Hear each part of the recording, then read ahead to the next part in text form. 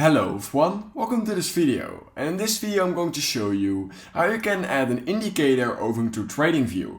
So if you want to add an indicator to TradingView, it's actually quite easy, and the first thing you need to do in order to do this is go and head over to tradingview.com over on the web version, or you can also just install the normal app version I have right here, as you guys can see. In this video I'm using the web version, but it's literally the same.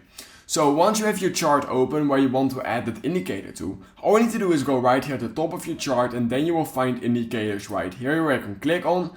Then have your few different options. However, what you simply want to do is search for the indicator you want to add. So for example, one of the most famous ones is the EMA, the moving average exponential. You simply click on it and it should automatically be added.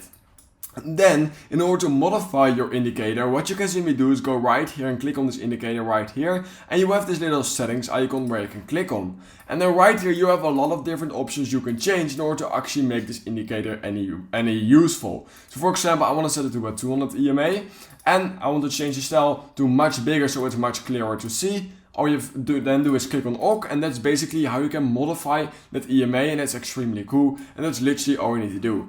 For some people you may want to add multiple indicators. You can just simply do that by clicking on indicators. Do know that you may need to add premium over to your plan, because if you want to add more than one indicator you need to have premium, unfortunately. But yeah, you can simply get that through TradingView as well if you want to add multiple indicators. But yeah, that's basically all you need to know in order to add an indicator over to TradingView. So if you learned something in this video, then please consider liking this video and subscribing to my channel. And I hope I will see you in my next YouTube tutorial video.